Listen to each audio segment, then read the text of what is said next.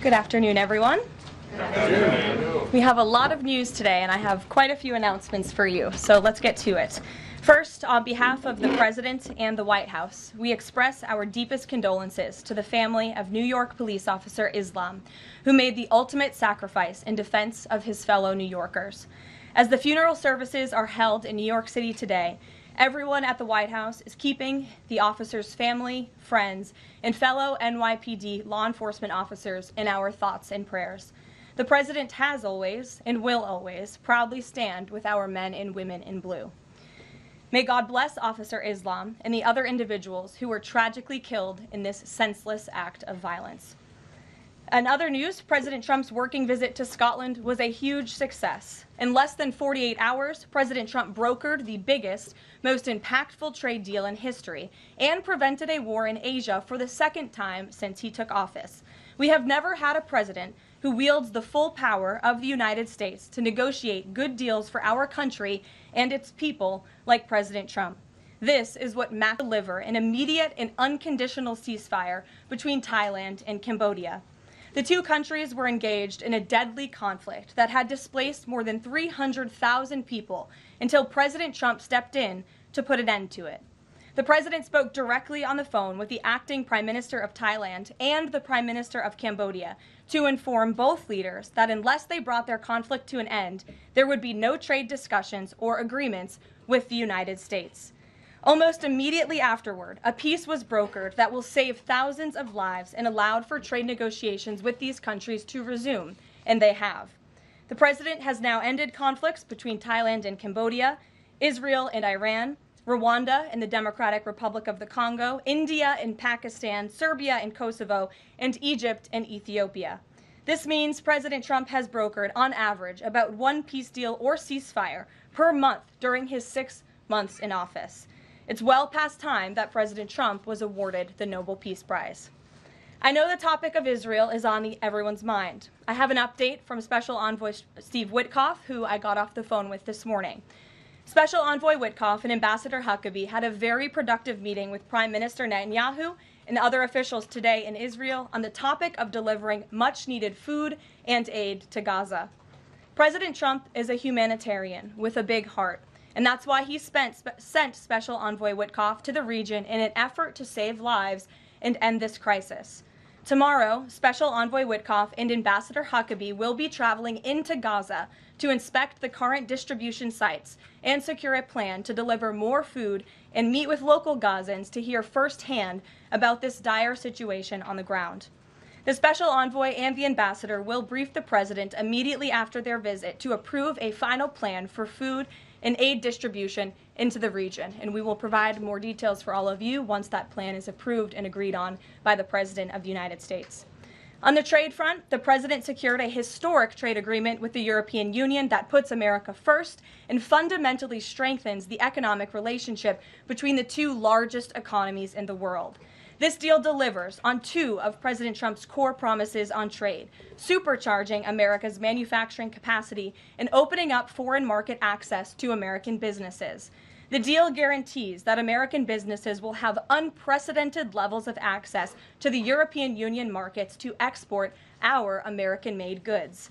Also, as part of this agreement, the EU will purchase $750 billion in U.S. energy to strengthen our energy dominance, reduce European reliance on adversarial sources, and narrow our trade deficit with the EU.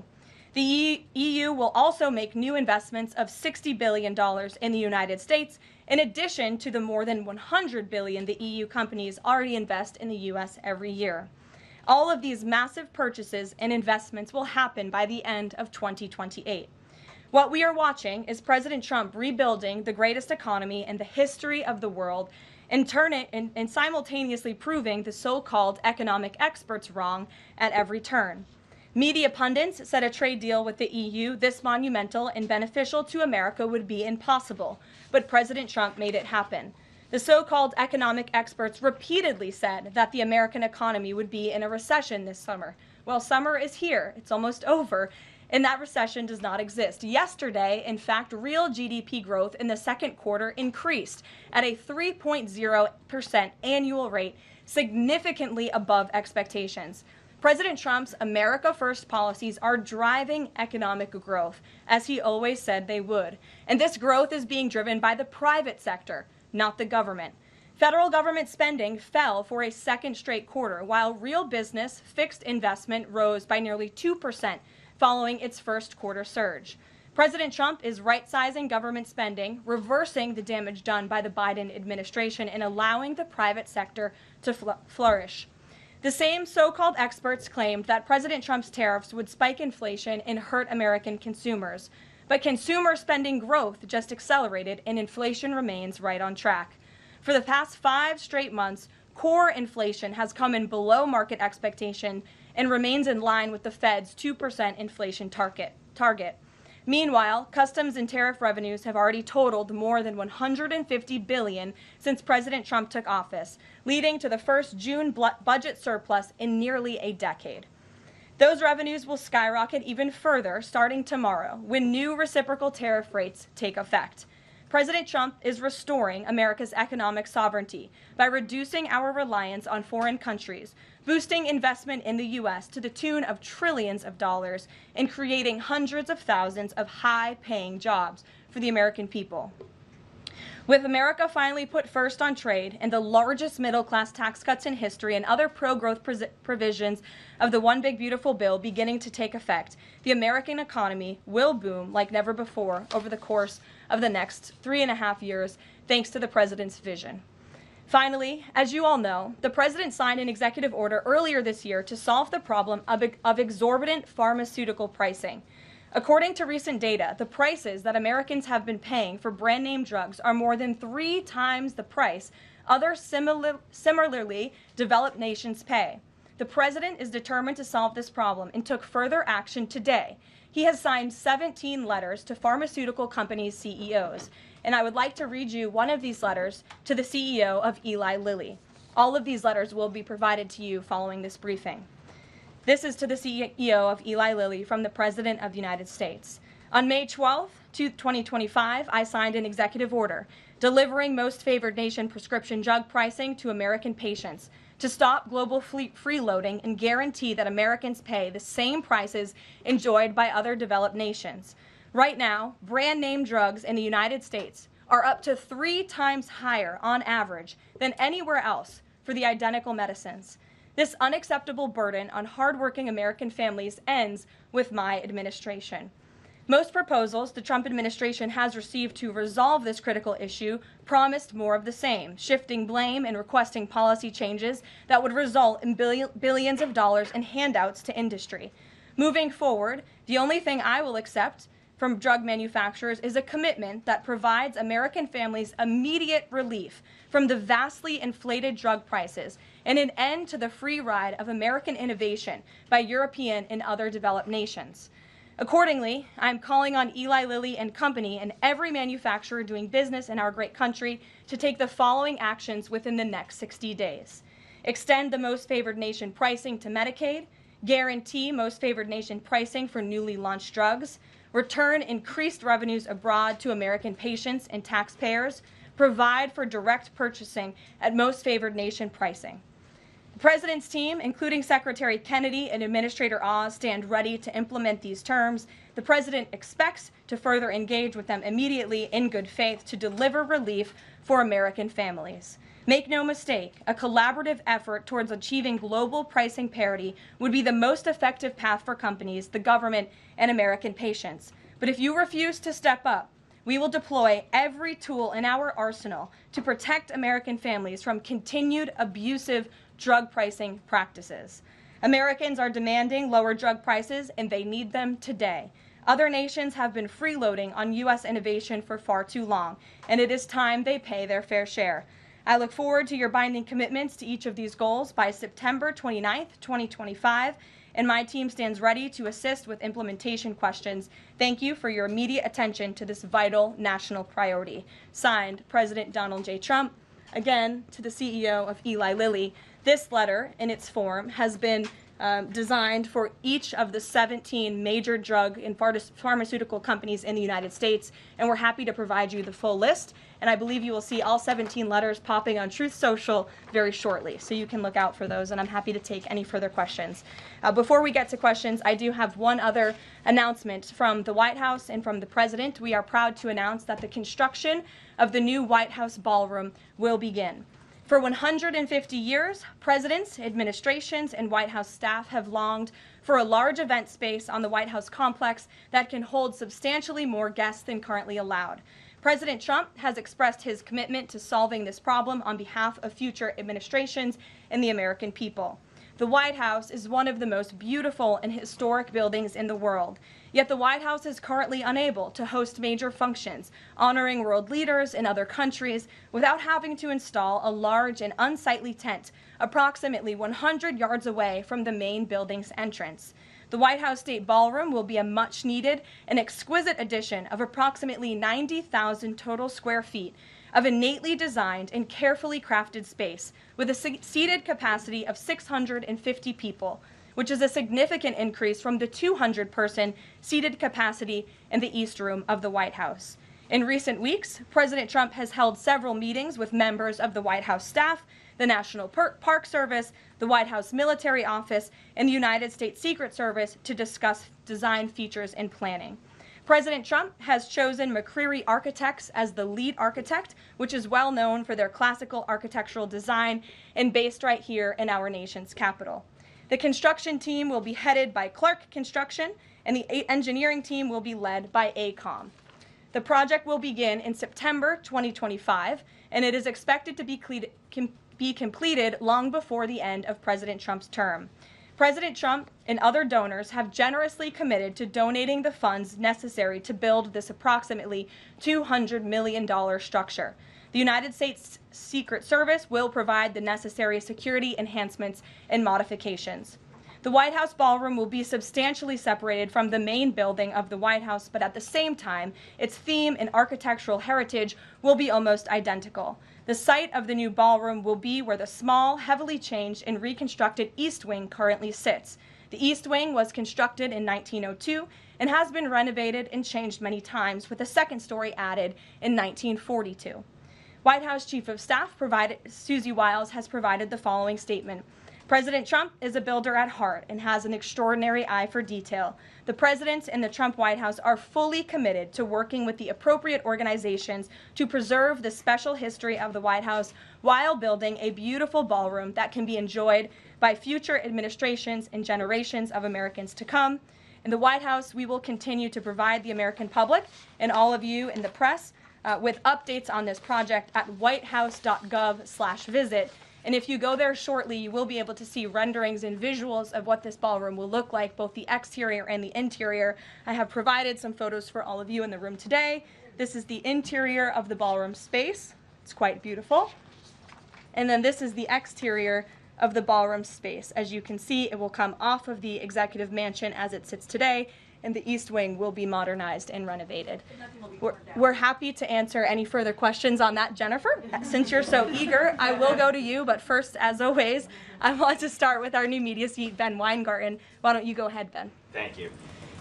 In light of the release, the declassification of the annex to the Durham report today, beyond any potential prosecutions, the outcomes of which will likely be uncertain, what does the President believe justice for Russiagate ought to entail? Might it include restitution for those whose lives were upended as a consequence of Russiagate, and perhaps a major reorganization of the national security apparatus? Well, I think a major organization of the national security apparatus, at least here at the White House within the National Security Council, has indeed taken place, and the President entrusts his current CIA director, John Ratcliffe, and our ODNI director, Tulsi Gabbard, to make the necessary changes to ensure classified intelligence, especially that could implement or hurt the national security of our country, does not make its way into the hands of irresponsible actors who want to politicize that intelligence for their own end. Since you brought up the declassification report that was put out by Senator Grassley today, I'm glad you brought it up, because this should be a story every outlet in this room should be covering. This is further evidence that Hillary Clinton approved the Russia hoax against President Trump. Her campaign financed it. Again, she approved approved it, and the FBI and the CIA were both weaponized to, as our director of CIA has said, accelerate this hoax against then candidate and former President Trump. To answer the heart of your question, the president wants to see justice served, and he trusts the Attorney General and the Department of Justice to implement that justice and hold these people accountable. One more question, briefly, Sure. if I may, on a totally different topic.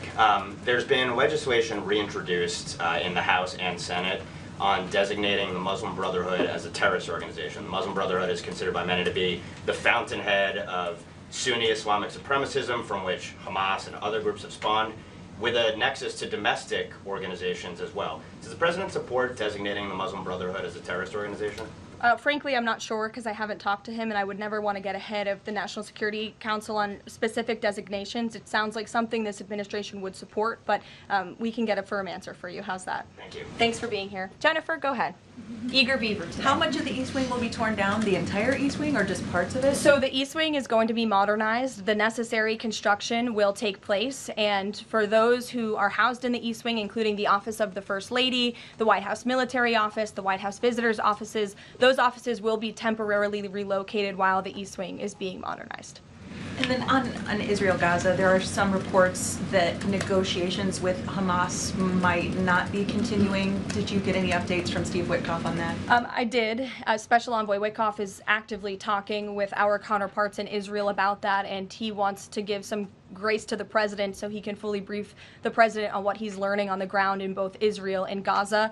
But the president put out a very strong statement on Truth Social this morning, which I'm sure you saw, and he said the quickest way to end this entire conflict, the humanitarian crisis that we've seen, and the crisis in Israel that of course started on October 7th when Hamas brutally kidnapped and raped innocent Israelis, that terrible terrorist attack, is for Hamas to surrender, to release all of the hostages, and to end this conflict. And that's what the president wants to see. He's made that very clear. But the special envoy will be in Gaza tomorrow, as I shared with you previously. Josh.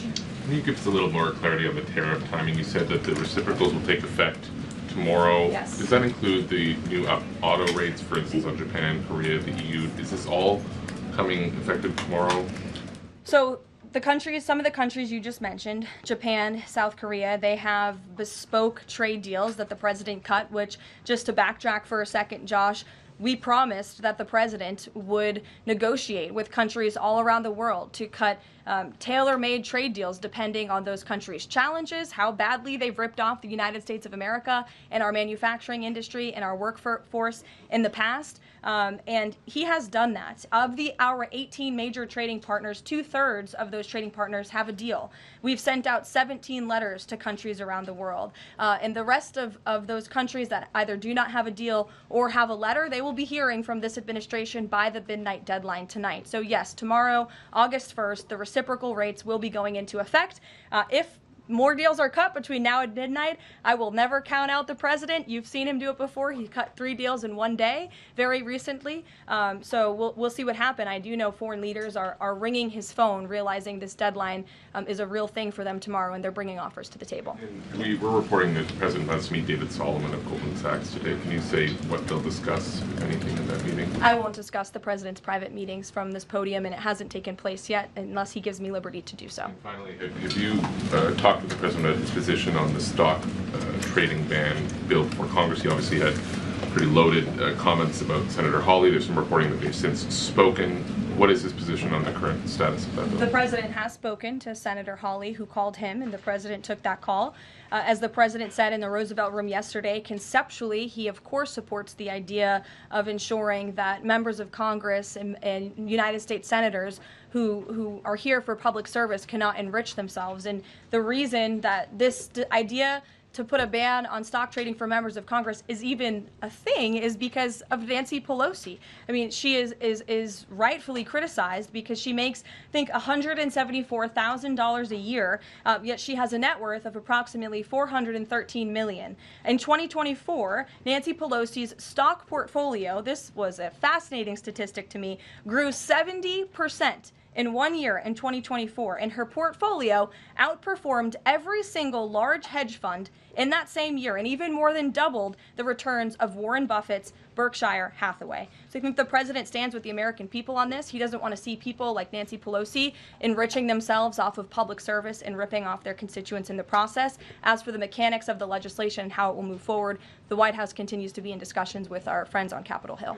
Emily, in a new seat today. Thanks, Caroline. I wanted to ask about this report that the president wants to host a G20 meeting at Trump Durrell. How is he going to do that, considering all the preparations that have been going on in South Africa? And also, would that be seen as his businesses possibly profiting from hosting this kind of meeting? I would reject that premise entirely.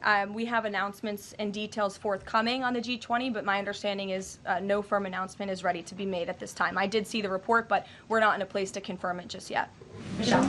Just on the tariffs, what are the logistics for imposing those? Does the president have to sign an executive order tonight? What's the timing of that? Yes, and he will be signing an executive order at some point this afternoon or later this evening. And as always, we'll keep you posted when that happens, and it will be released from our office. And there's some of these countries that have they all had contact with U.S. officials, or are there some countries that are going to get letters that have had no opportunity to negotiate with the United States? Well, there's a lot of countries that I know have reached out. I believe it's upwards of 200 countries around the world have reached out to the trade and tariff team.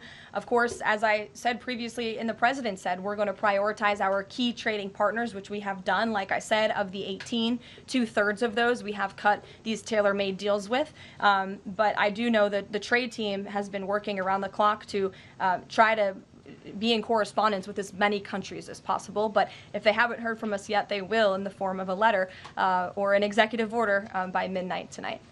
We'll go to the back.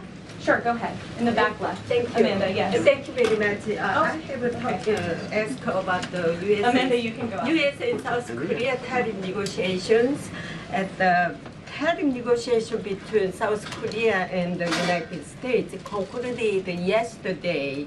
President Trump stated on his SNS, Truth Social, that he would announce the specific details of the investment in the United States at the South Korea-United States summit in 2 weeks. My question is this tariff negotiation a final agreement, or is further negotiation necessary? Well, yes, as you know, the president met with representatives of the Republic of South Korea here at the White House yesterday, and they did, in fact, reach a deal. And South Korea will pay a 15% tariff rate, including 15% on autos, while providing historic market access to American goods like autos and rice.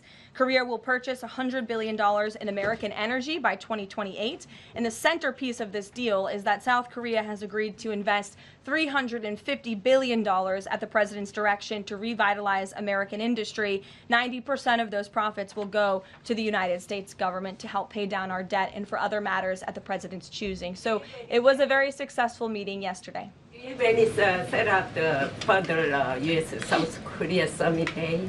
I'll get you something on that. I don't have it at my fingertips. Okay, Amanda.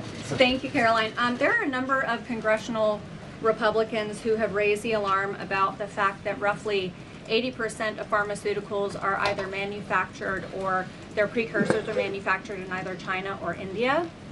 There are some pieces of legislation, some recommendations, which include either onshoring, nearshoring, or friendshoring, those components of that. Do you know if the president intends to throw the weight of the executive behind that? I don't have any updates for you at this time. I do have an update on our EU trade deal. I stand corrected. It's not $60 billion in investments. It's $600 billion in investments. I want to make that very clear. And I personally watched the president behind closed doors with the European president in Scotland negotiating this deal. And he got the most juice out of that squeeze that he could. And he was constantly looking out for America's interests. So I just wanted to clarify that one point. Deanna.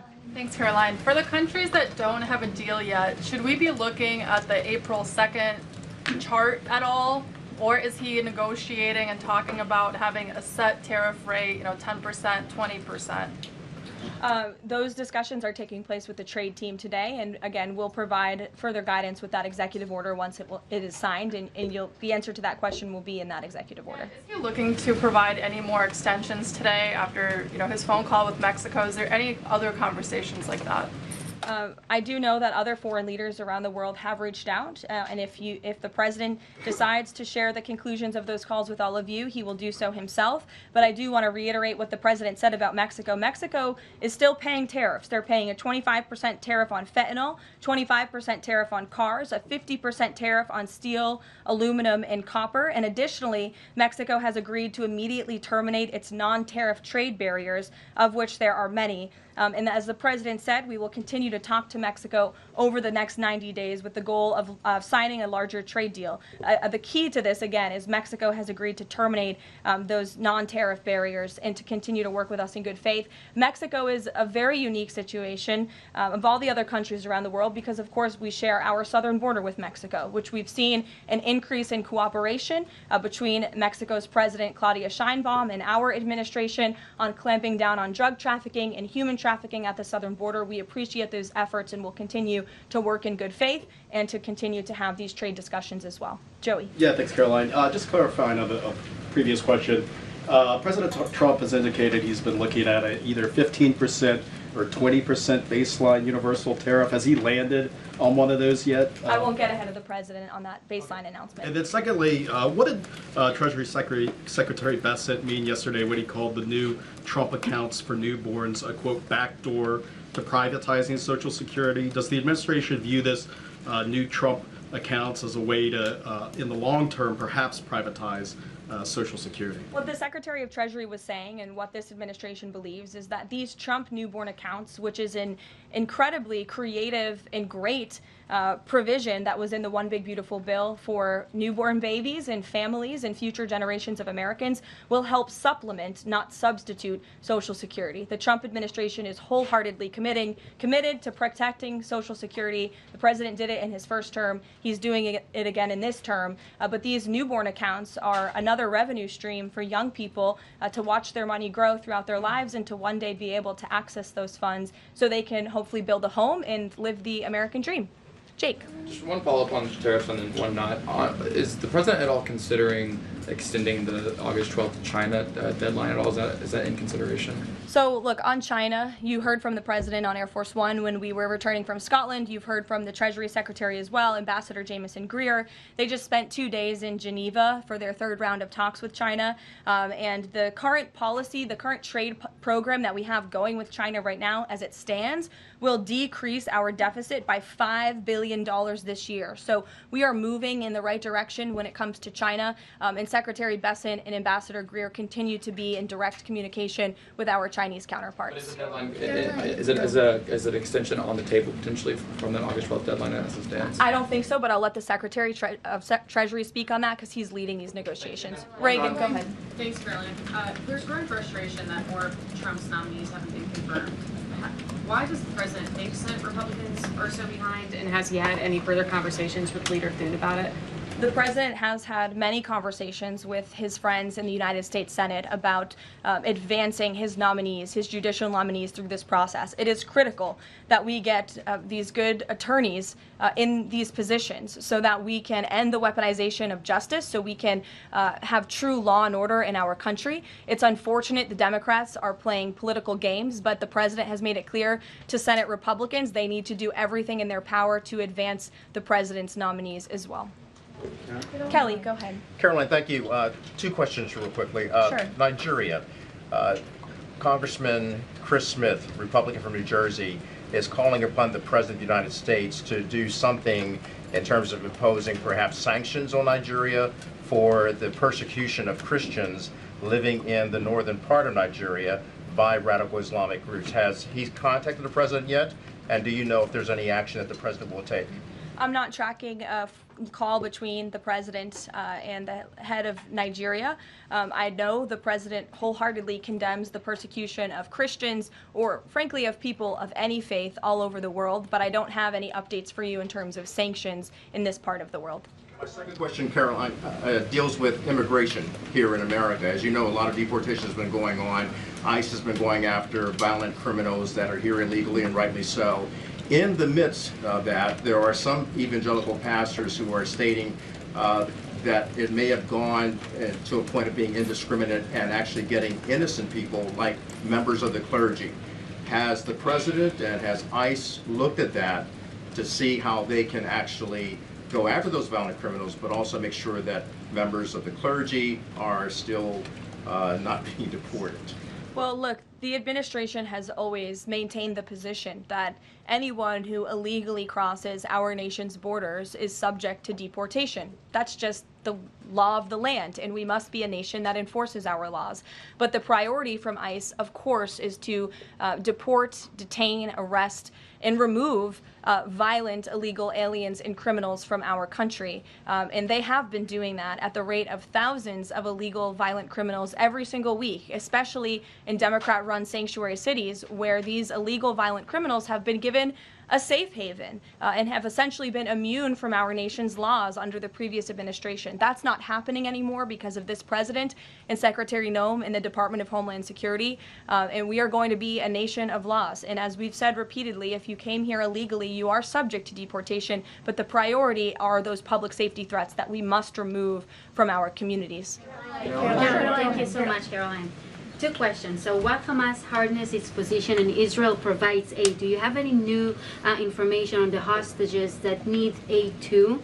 And second question, we heard President Trump criticize President Macron and Prime Minister Starmer for their statement about recognizing a Palestinian state.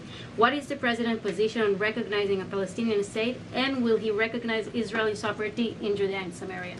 I can answer both of those questions for you. On the second question about a Palestinian state, the president expressed his displeasure and his disagreement with the leaders of France, the United Kingdom, and Canada. He feels as though that's rewarding Hamas at a time where Hamas is the true impediment to a ceasefire and to the release of all of the hostages. So to your first question, the president wants to see all of the hostages released. He cares deeply about this. He has met with many of the former hostages, many of the families of those who have loved ones who are still being held hostage in Gaza. I have met with them too. It is absolutely devastating what these poor people have been through, and the president is always thinking about them, and that's why he's designated his special envoy Steve Witkoff, who's doing a tremendous job to release the hostages and to end this conflict. But the president has always said the last remaining hostages, now there are 20 living hostages in Gaza, will always be the hardest because Hamas is unfortunately using these innocent people as bargaining chips. But nevertheless, we are committed to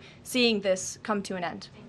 Elizabeth. Thanks, Caroline. Part of the settlement with Brown prohibits it from performing transgender procedures or prescribing hormone puberty blockers, that type of thing. Will eliminating these types of procedures be a priority for the Trump administration in negotiations with other universities? I can tell you that ending the chemical castration of children in our country is a priority of this administration. We've talked to many of these universities about it, but the president has also taken very strong action to cut off the funding for any medical institution in this country that provides those barbaric procedures. The Brown University agreement, since you brought it up, is yet another win to root out anti-Semitic behavior on our nation's college campuses and unlawful racial discrimination. Brown has agreed to no longer allow unlawful racial discrimination in admissions or university programming. They have agreed to provide access to all relevant data and information to rigorously assess compliance with its commitment to merit-based admissions, and they will pay $50 million over 10 years to state workforce development organizations that comply with anti-discrimination laws, supporting regional economic growth and career opportunities. Brown will also adopt the definitions of male and female from President Trump's executive order, defending women and gender ideology extremism for women's sports, programming, facilities, and housing. Brown will no longer perform gender reassignment surgeries on minors or prescribe them puberty blockers or cross-sex hormones. And Brown will take steps to improve the campus climate for Jewish students and combat anti-Semitism on their campus. This is yet another huge win for American students and for those who love our country and want to abide by our country's laws. On the topic of defending women from gender ideology extremism and helping women's sports, the president will be signing an executive order at 4 o'clock today with some very famous professional athletes whom I'm sure you all know. And that executive order will be focused on strengthening athletics in our country and making America healthy again. And we are going to re-implement the presidential fitness test in America's schools, which is, I think, something all Americans can get behind. So you'll hear from the president in 2 hours, and we will see you all there. Thank you.